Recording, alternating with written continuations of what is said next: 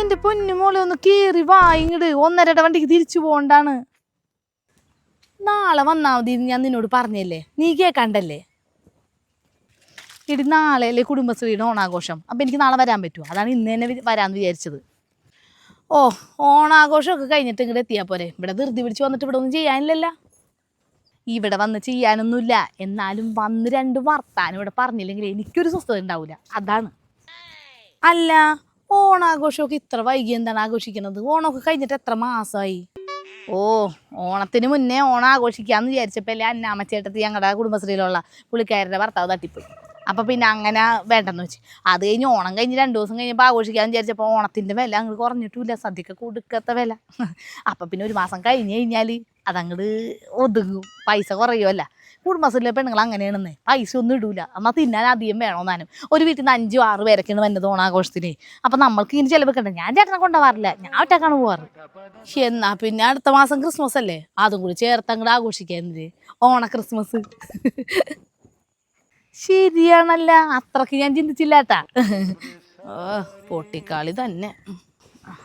ഞാൻ ഇരട്ടകൾ 2 വരുന്നുണ്ടല്ലോ, ഇന്നിവിടെ എന്തെങ്കിലും പ്രശ്നം ഉണ്ടാക്കും. എടി ദേ ആ ശാന്തേച്ചി അവിടെ നിൽക്കുന്നുണ്ട്, വീണാട്ടോണ്. ഒന്നും മിണ്ടണ്ടാട്ടാ. ആ, അതാ നല്ലത്. ഓണമൊക്കെ എങ്ങനെ ഉണ്ടായിരുന്നു? ഓ, നമുക്കൊക്കെ എന്താ ഓണം. ചേട്ടനെ കാണാൻ വന്നാണോ? ആ, അതെ അതെ, നടക്കട്ടെ ഏട്ടാ, കുറച്ച് തിരക്കുണ്ട്. മിണ്ടണ്ടാന്ന് പറഞ്ഞ അപ്പം തന്നെ മിണ്ടിക്കോണം. ഓ ഓ, ഇതിനെയൊക്കെ വെറുപ്പിച്ചിട്ട് എന്ത് കാര്യം? പണ്ടേ പറഞ്ഞാൽ കേൾക്കാൻ നിനക്ക് ഇത്തിരി ബുദ്ധിമുട്ടാണല്ലോ. വിട്ടുകളാടി വാ.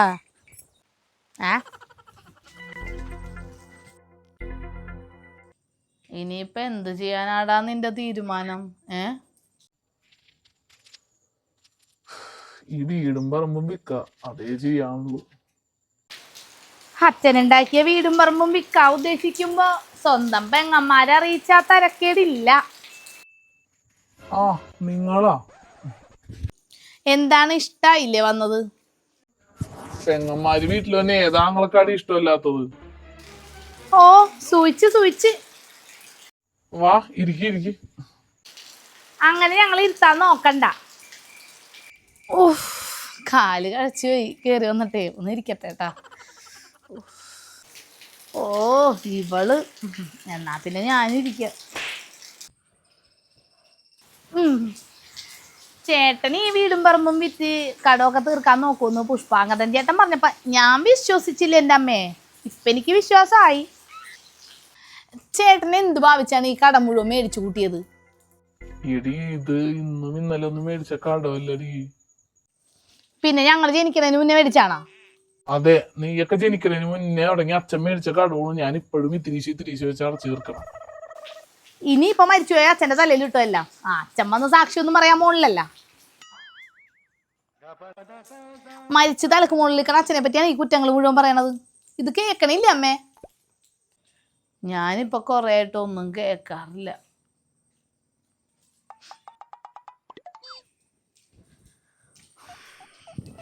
നിങ്ങൾ പറയുന്ന പോലെ ചേട്ടൻ തന്നെ ഉണ്ടാക്കിയ കടമൊന്നുമല്ല ഇത്. ഓ, എത്തിയല്ല. ആ, എത്തണമല്ലോ. എൻ്റെ ഭർത്താവിനെ എല്ലാവരും കൂടി വളഞ്ഞിട്ട് ആക്രമിക്കുമ്പോൾ ഞാനല്ലേ പുള്ളിയുടെ ഒപ്പം നിൽക്കേണ്ടത്. ഓ, എന്താണ് ഭാര്യയുടെ ഡയലോഗ്? കുടുംബം വിറ്റ് തെരുവിലോട്ട് ഇറങ്ങുമ്പോഴും ഈ ഡയലോഗൊക്കെ തന്നെ പറയണം. കേട്ടോ ചേട്ടത്തി? നിങ്ങൾക്കൊക്കെ കൂടി വേണ്ടിയിട്ടാണ് ചേട്ടൻ കടക്കാരനായത്. ആഹാ, ഇപ്പൊ പറഞ്ഞ് അതൊക്കെ ഞങ്ങളുടെ പേരിലാക്കാൻ നോക്കണ. നിങ്ങളുടെയൊക്കെ കല്യാണം, പ്രസവം, കൊച്ചുങ്ങളുടെ 28, 90, 1-ാം പിറന്നാളൊക്കെ നടത്തിയ ചേട്ടനല്ലേ. അന്നൊന്നും ആരും പറഞ്ഞില്ല ചേട്ടാ ഇത് ഞങ്ങളുടെ പിള്ളേരുടെ അല്ലേ, ഞങ്ങൾ നടത്തിക്കോളാന്നൊന്നും. ഓ, എൻ്റെ ചേട്ടത്തി അതൊന്നും ഇത്ര പറയേണ്ട ആവശ്യമൊന്നുമില്ല. ഇതൊക്കെ ആങ്ങളമാര് ചെയ്യേണ്ട കടമയാണ്. ഓ, ഇതൊക്കെ ആങ്ങളെ ചെയ്യേണ്ട കടമ അല്ലേ? ഈ പറയുന്ന ആങ്ങളൊക്കെ ഒരു ആവശ്യം വന്നപ്പോൾ 2 വീട്ടിലും ഓടി വന്നല്ലേ ചേട്ടൻ. അന്നേരം ഒരാൾ സഹായിക്കാനുണ്ടായിരുന്നില്ല. എന്താണ് ആങ്ങളമാർക്ക് തിരിച്ച് പെങ്ങന്മാർ സഹായം ചെയ്യാൻ പാടില്ലേ? പണ്ട് അച്ഛൻ മരിക്കുമ്പോൾ 3 ലക്ഷം രൂപയുടെ കടമായിരുന്നു ഈ വീടിന്. അതെങ്ങനെയാണ് ചേട്ടൻ അടച്ചു തീർത്തതെന്ന് എനിക്കറിയാം. അയ്യോ പാവങ്ങള്. മൂത്ത മോനാണെങ്കിൽ വെറ്റിനറി ഡോക്ടർ, 2-മത്തവൻ എഞ്ചിനീയർ. ഈ പഠിപ്പിക്കണേന്നും പൈസ വേണ്ടല്ല. ഓ, ഞങ്ങൾ വിശ്വസിച്ച്. അവർ 2 പേരും പഠിക്കുന്നത് ഗവൺമെന്റിന്റെ കീഴിലാണ്. 1 രൂപ പോലും അവർക്ക് അങ്ങോട്ട് കൊടുക്കണ്ട. പഠിക്കുന്ന പിള്ളേരായതുകൊണ്ട് അതെങ്കിലും ഒരു ഭാഗ്യം കിട്ടി. ഇല്ലെങ്കിൽ എന്ത് ചെയ്തേനെ? ഓ എൻ്റെ അമ്മേ, വിശ്വസിച്ച് എൻ്റെ അമ്മോ. ഇനി ആകെ ഉള്ളത് ഈ വീടും പറമ്പുമാണ്. അത് കൊടുക്കാനാ തീരുമാനിച്ചിരിക്കണേ.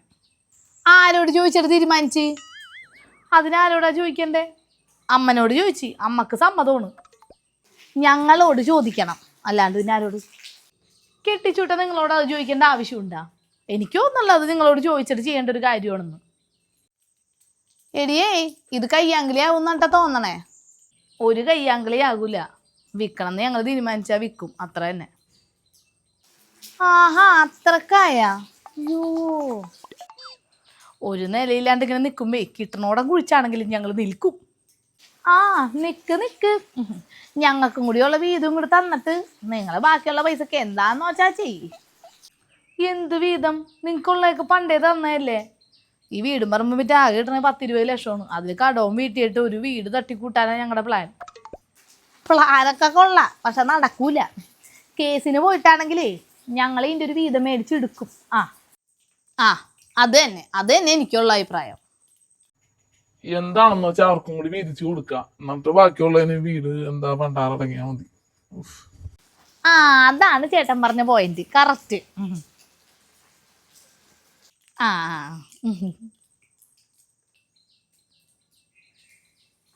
ഭദ്രൻ ചേട്ടോ, ഇവിടെ ഇരിക്കായിരുന്നോ? എവിടെയൊക്കെ തെരഞ്ഞ്?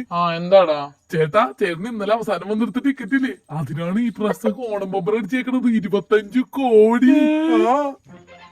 അമ്മേ, 25 കോടിയാ?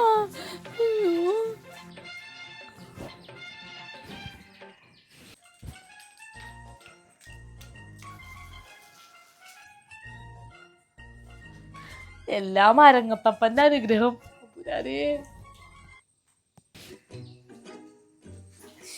എന്തൊക്കെയൊക്കെ പറഞ്ഞു പോയെല്ലാം മണ്ടാറങ്ങി ഇങ്ങനെ മാറ്റുക.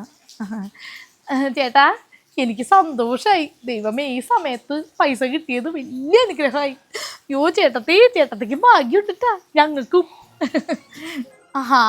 അത് തന്നെ, എല്ലാം ചേട്ടൻ ചെയ്ത പുണ്യം. കിണ്ണം മറിച്ചല്ലോടി. എന്തൊക്കെയാണ് അവനെ പറഞ്ഞത്? ഇപ്പൊ ലോട്ടറി അടിച്ചെന്ന് പറഞ്ഞപ്പോ വലിയ സ്നേഹം കാണിക്കണം. കാശുള്ളപ്പോ മാത്രം കൂടെ വെക്കണ പെങ്ങന്മാരെ എൻ്റെ മോന് വേണ്ട, അല്ലേടാ? അമ്മേ, അവരറിവില്ലാണ്ട് പറഞ്ഞിരിക്കും. അതെ. ഇവളൊരു വാവിട്ട വാക്കത്തിയാണെന്ന് നമ്മക്ക് അറിഞ്ഞൂടെ? ഇവള് മനസ്സിലൊന്നും വെച്ച് പറയണല്ല. എല്ലാം അറിയാം. അതുകൊണ്ട് തന്നെയാണ് ഇപ്പൊ തന്നെ അങ്ങോട്ട് ഇറങ്ങിക്കോളാൻ പറഞ്ഞേ. ഇനി ഒരു ബന്ധം പറഞ്ഞ് ഇങ്ങോട്ട് വരണ്ട. എനിക്കറിയാം ഇവൻ ചെയ്തതും ഒക്കെ. അച്ഛൻ മരിക്കാൻ കിടന്നപ്പേ എല്ലാം ഏൽപ്പിച്ച് ഇവനെന്നും പറഞ്ഞിട്ട് എല്ലാം കൂടി ഇവൻ്റെ തലയിൽ ഇട്ടത് ഞാൻ തന്നെയാണ്. എനിക്കറിയാം. അതുകൊണ്ട് നിങ്ങൾക്കും വേണ്ടി ചെയ്തത്, നിങ്ങളുടെ പിള്ളേർക്ക് വേണ്ടി ചെയ്തതൊക്കെ അറിയാം. അതുകൊണ്ട് തന്നെയാണ് ഈ പറയണത്. ഇനിയും മേലാലി സഹോദര സ്നേഹം എന്നും പറഞ്ഞുകൊണ്ട് ഇങ്ങോട്ട് കയറാൻ നിൽക്കരുത്. എണീറ്റോ?